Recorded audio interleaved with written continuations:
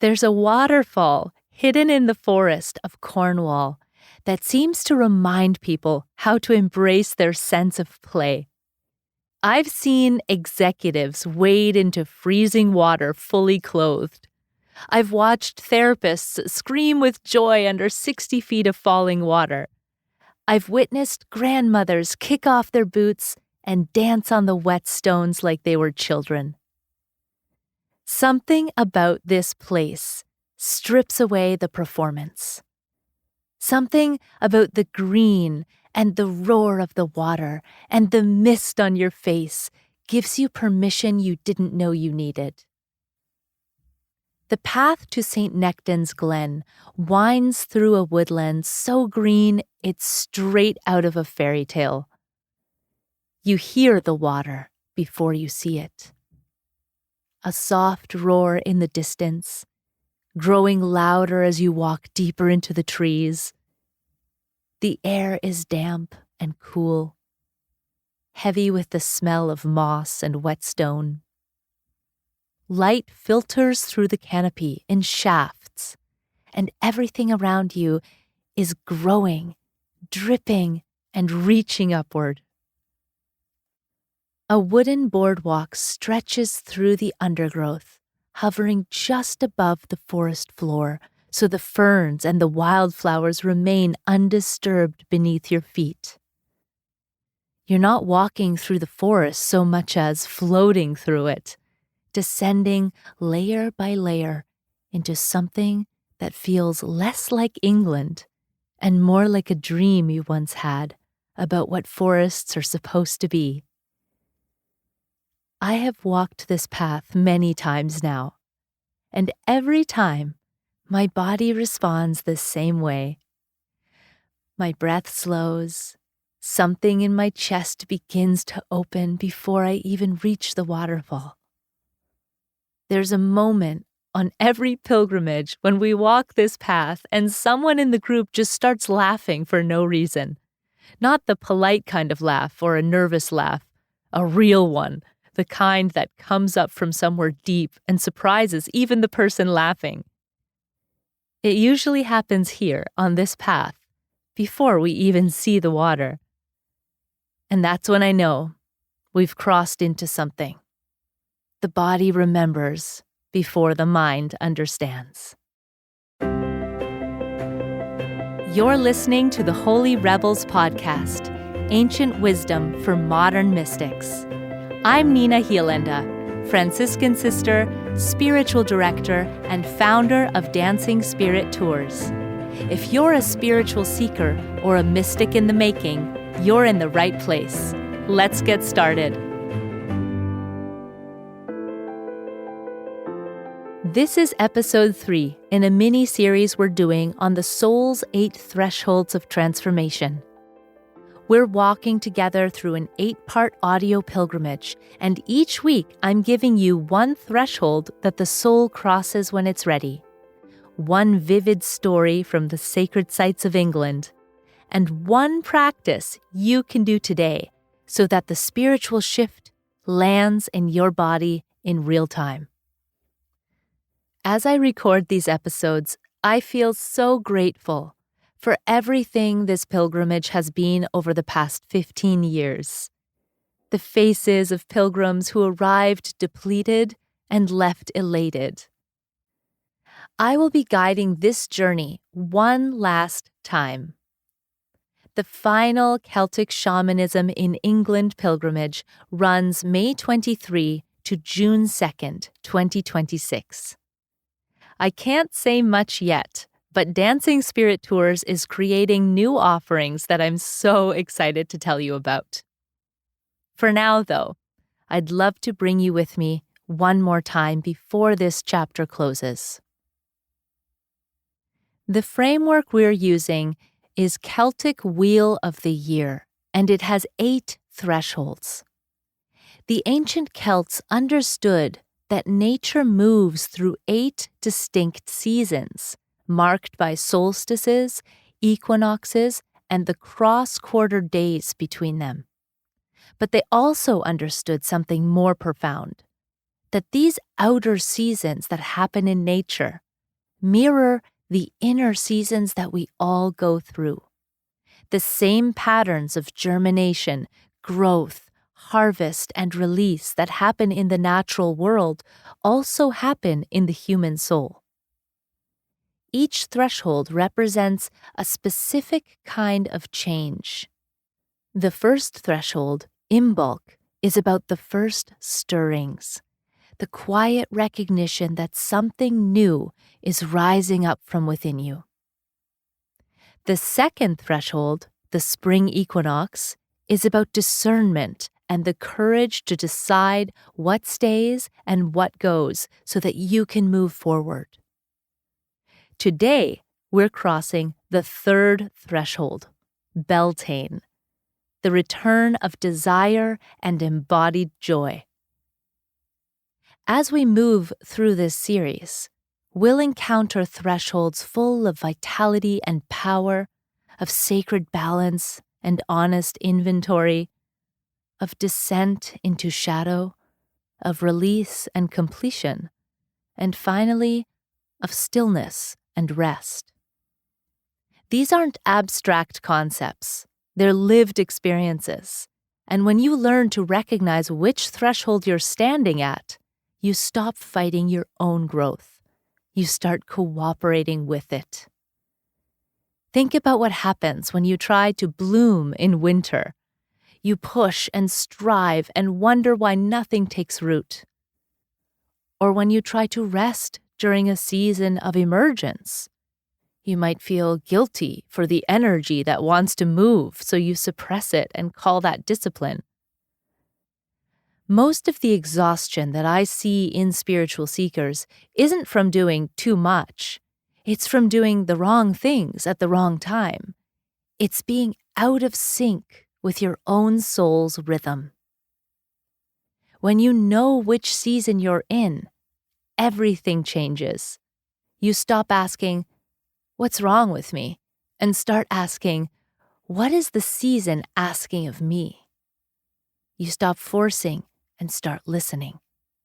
You realize that the restlessness you've been fighting might actually be energy trying to wake you up. Or that the heaviness you've been pathologizing might be your soul preparing for a necessary descent into rest. The Celtic Wheel of the Year gives you permission to be where you are, and that permission is the beginning of real growth. Today we're exploring the third threshold, Beltane, the threshold of desire. If you've been feeling a surge of longing lately, a restlessness you can't quite name, a hunger for something more alive than what you're used to settling for, you're already standing at this threshold. By the end of this episode, you'll understand what Beltane actually is asking of you. You'll have walked with me through St. Nectan's Glen and witnessed what happens when someone lets their body remember their joy. There's a difference between joy and happiness. Happiness has a cause. You're happy because something good has happened. You got the job. The test came back clear. Someone you love walked through the door. Happiness is wonderful, and it's conditional. It rises and falls based on circumstance. Joy is different. Joy is delight in existence itself. Joy doesn't need a reason. It's the sudden recognition that you're alive and that being alive is extraordinary. Joy can show up in the middle of difficulty. It can arrive when nothing in your circumstance has changed. It's closer to wonder than it is to satisfaction. What we're talking about today is remembering our joy. Not manufacturing happiness, not convincing yourself that things are better than they really are. Remembering the joy that lives underneath all your circumstances. The joy that is your birthright. So let's begin with the threshold itself. Beltane falls on May 1st, right after the peak of spring's explosion into summer. The word comes from the old Celtic term meaning bright fire. Traditionally, this was a festival of bonfires and fertility, a celebration of life's unstoppable urge to grow, to bloom and create. In nature, this is when flowers fully open. Animals are seeking mates. The earth moves into complete, unashamed aliveness. Everything that was germinating underground is now visible, colorful, and reaching toward the sun with abandon.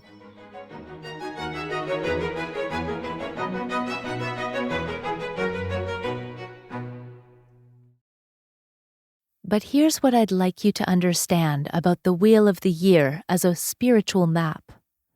These seasons don't just happen in nature around you. They happen inside you, in your own time, according to their own rhythm. You might be standing in the middle of January and find yourself in a Beltane season of the soul. You might be surrounded by summer heat and find yourself in an inner winter. The Celtic Wheel of the Year teaches you to read your own cycles, to recognize what season your soul is actually in, regardless of what the calendar says. On a spiritual level, Beltane is the season where your desire speaks to you in a new way. Not the small, domesticated desires we allow ourselves. Not, oh, I think I'd like a cup of tea, or oh, I'd like to get out and go for a walk. I mean the real desires, the longings we've been ignoring because they felt too big, too inconvenient, too wild. Beltane is the threshold of reclaiming your own aliveness and letting desire become a trustworthy guide rather than something to manage, suppress, or apologize for.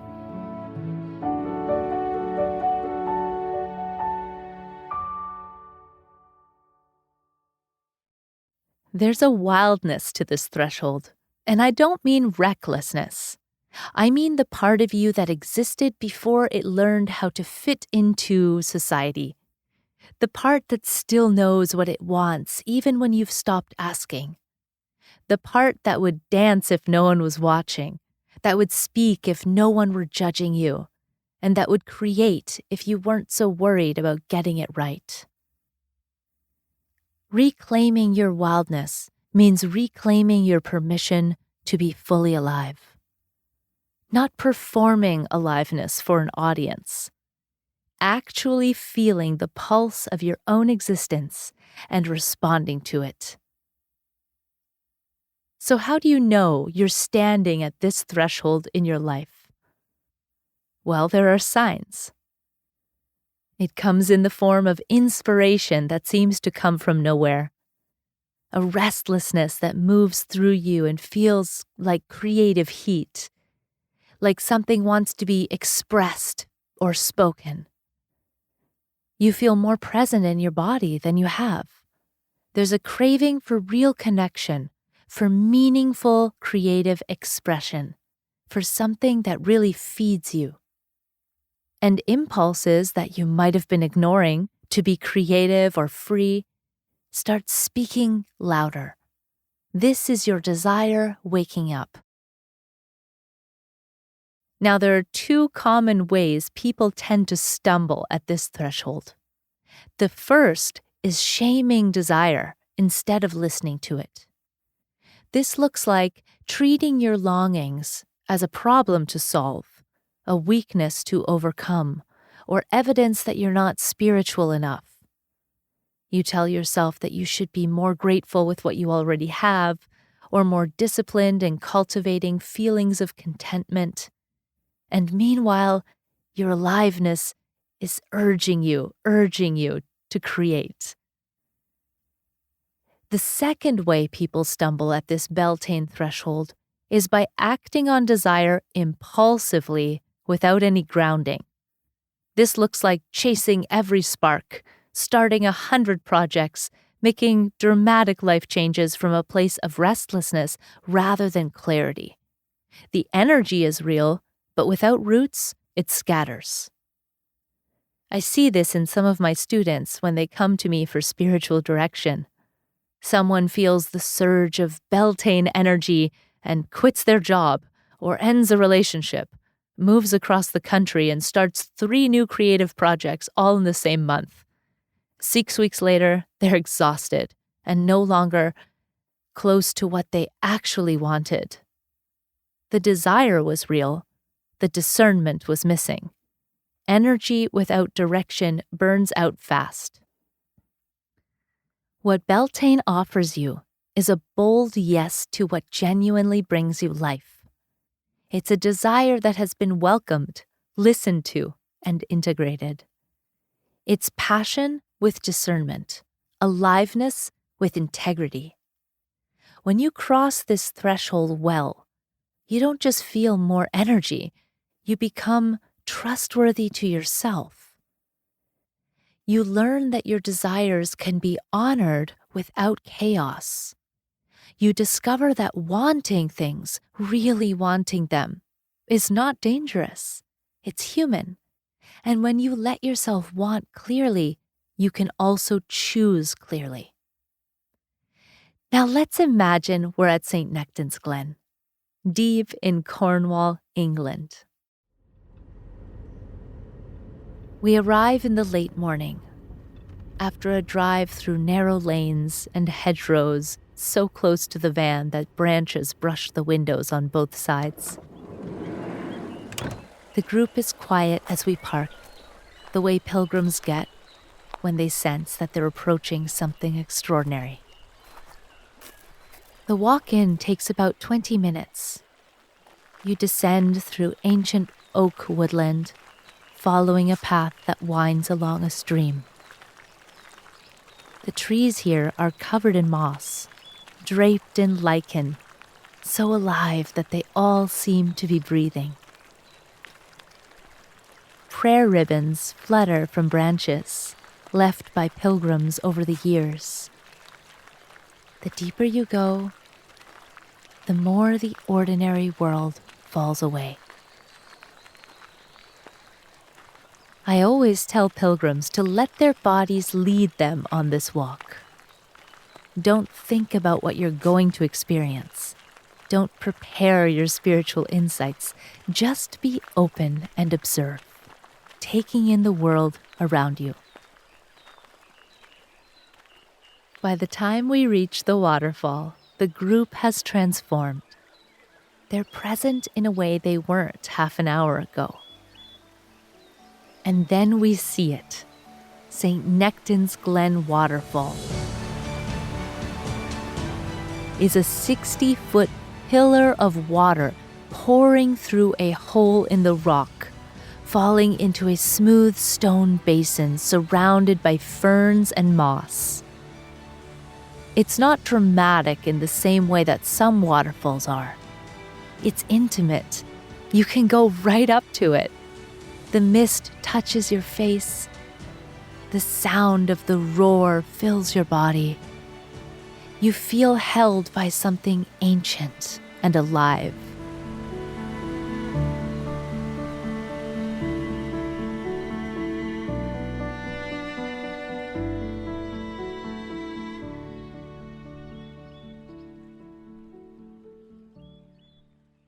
A few years ago, one of our pilgrims, Jane, stood at the edge of that basin for a long time. She's a professional woman who carries herself with composure and competence. She'd come on the journey because something in her life felt flat, though she couldn't name exactly what. She watched the waterfall, and I saw her shoulders start to shake. And at first, I thought she was crying. But when she turned around, I could see that she was laughing. Not a small laugh, a full-body laugh that seemed to surprise her as much as anyone. "I feel ridiculous," she said. "I feel ridiculous. and I don't care." Then she did something that startled us all. She took off her hiking boots, then her jacket, and then her dress. And she waded into that cold Cornish water in her undies and stood under the waterfall, arms stretched wide, water streaming down her face and mingling with her tears of joy. The waterfall was so loud right beside her that I couldn't hear anything, but I knew from her face that she was screaming with joy, a full belly holler, and her tears streamed to match the falls. Her whole body was shaking, not from the cold, but from something releasing.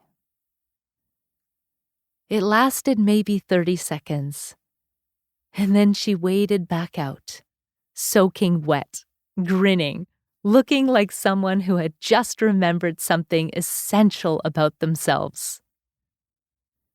Later that evening, she told me what happened. "I realized I've spent decades being appropriate. Appropriate in my work, appropriate in my marriage, appropriate in my spirituality. And somewhere along the way, I forgot what it felt like to just be joyful for no good reason. And when I saw that water today, I just wanted to be in it. And for once, I didn't talk myself out of what I wanted."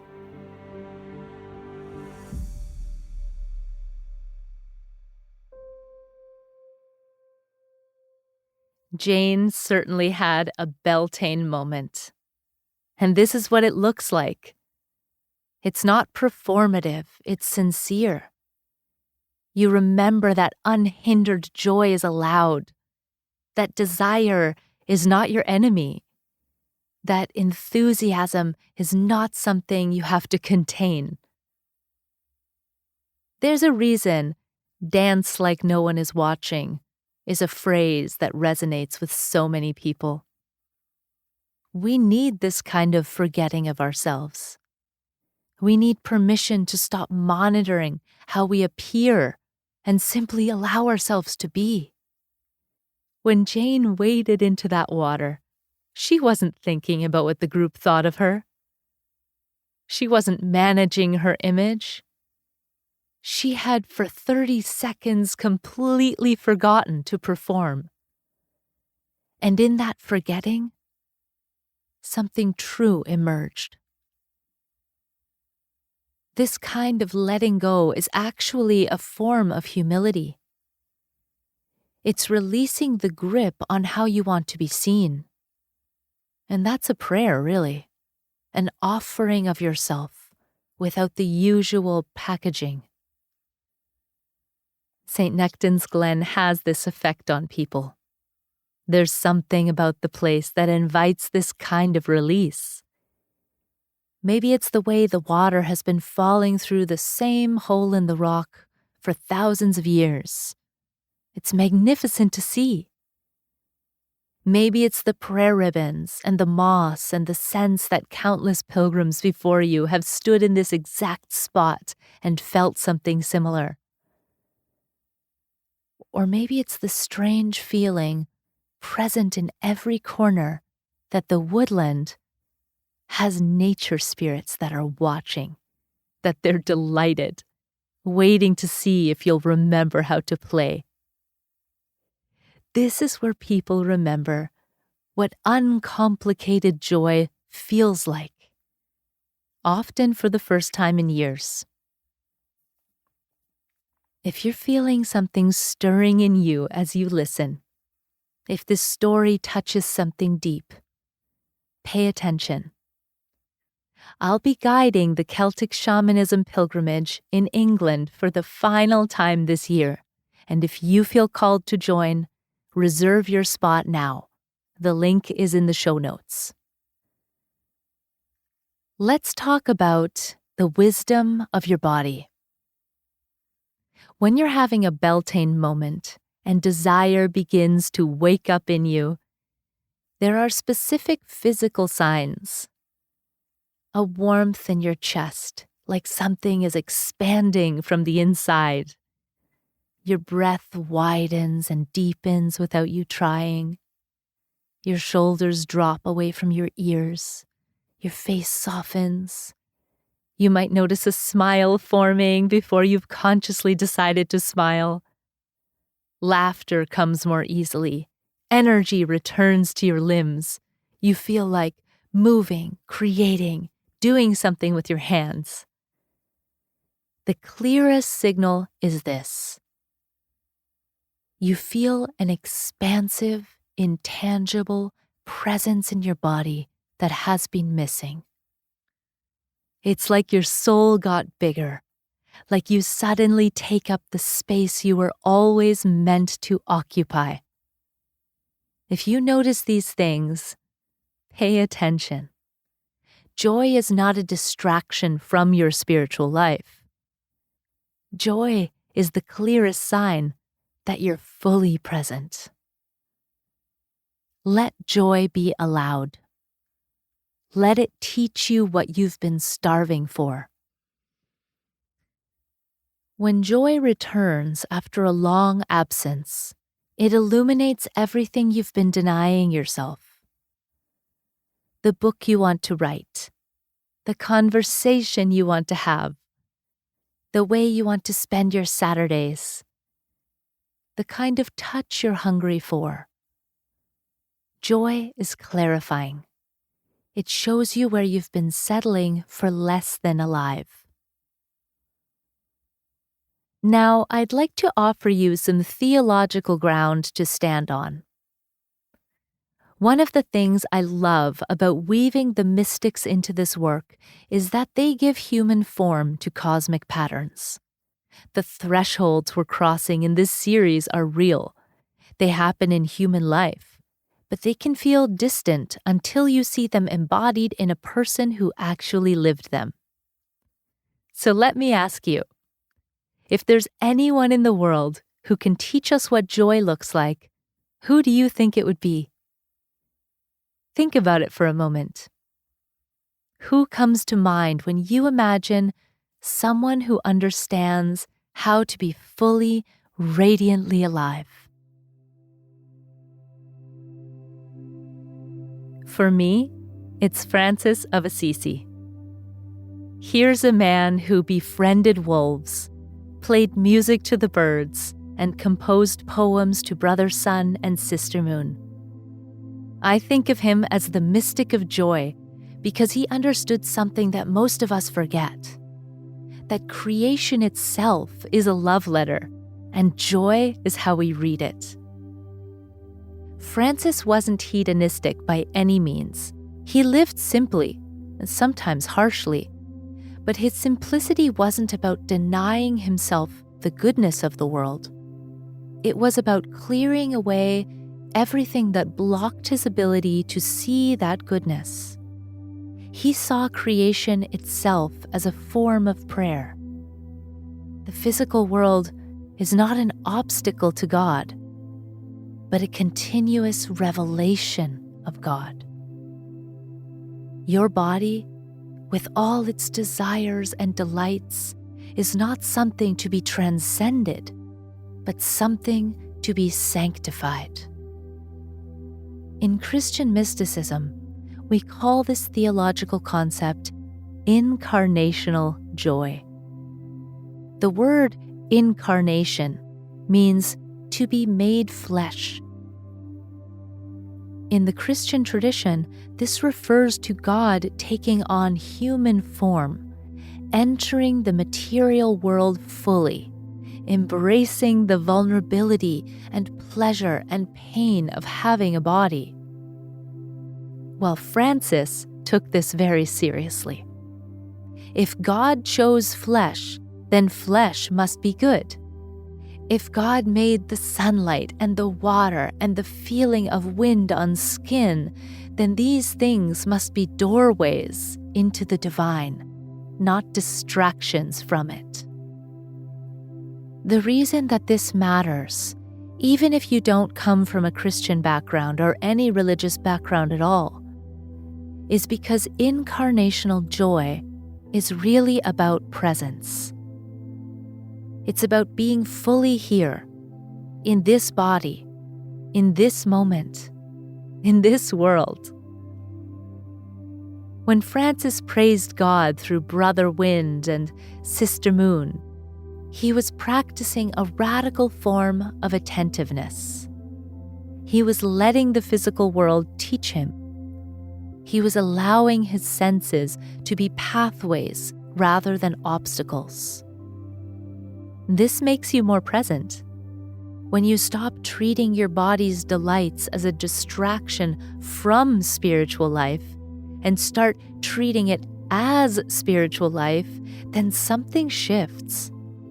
You stop waiting to arrive somewhere else, and you start inhabiting where you actually are. Your longing for beauty and connection and creative expression is your soul recognizing something holy and wanting more of it. Desire, rightly understood, is the soul's compass pointing toward what is sacred.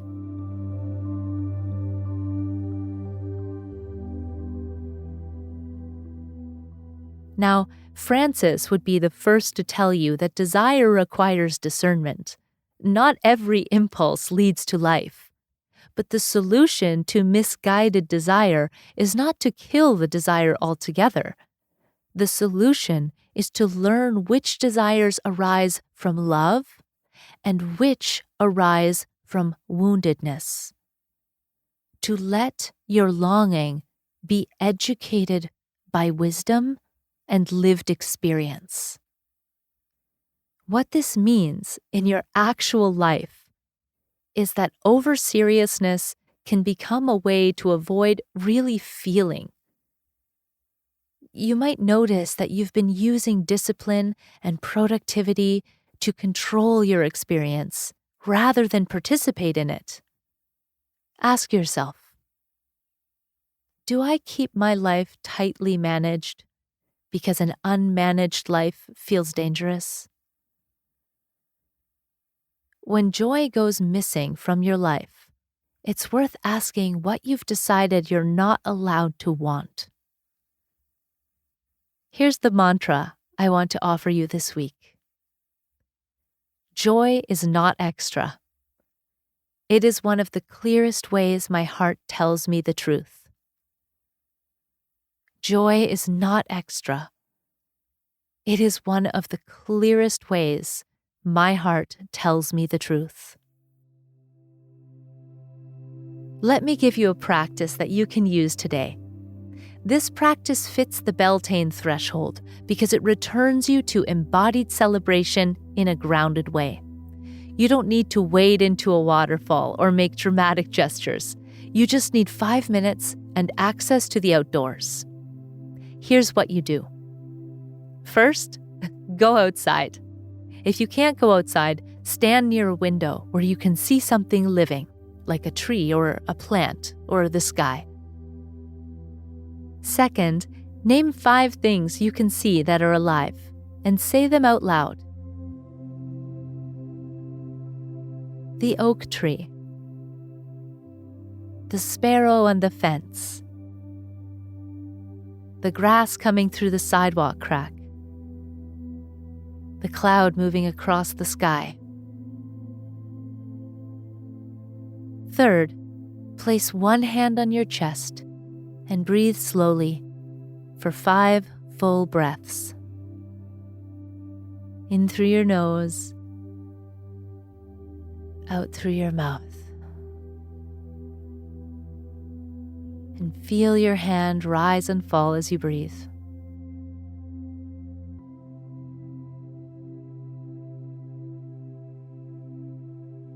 Then say one simple line of thanks in your own words. It doesn't need to be eloquent. Thank you for this. I'm glad I'm here. Whatever comes to you naturally. Then ask yourself this question. and write down one answer. What would feel joyful for me right now? And when you ask yourself this, I don't mean what sounds impressive or productive. I mean what would actually bring your body to life in this moment. What would feel joyful to you right now? Maybe it's calling someone you love. Maybe it's putting on music and moving, or sitting in the sun for 10 minutes without your phone. Write one answer, and then go do that thing today.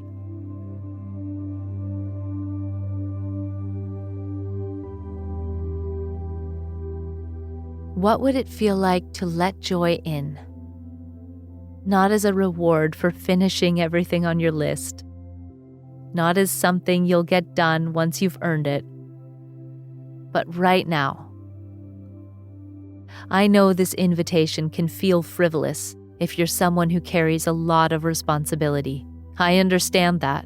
I can get so focused on my work, on serving people well, on making sure that everything runs smoothly, that I start treating joy like an optional add-on, something I'll get to eventually. And then I'll have a moment in nature, sometimes on these very pilgrimages, where my body softens and my breath opens and a laugh comes up from somewhere deep. And I remember that I'm a Franciscan sister and that my vocation places me in a tradition that calls creation a gift and names joy as a form of prayer. That I don't need to explain my delight or apologize for my enthusiasm. And when I let that in, when I stop managing my joy and let it move through me, I become a better guide, a better friend, a better human. Because joy makes me present. And Francis would say that's the whole point.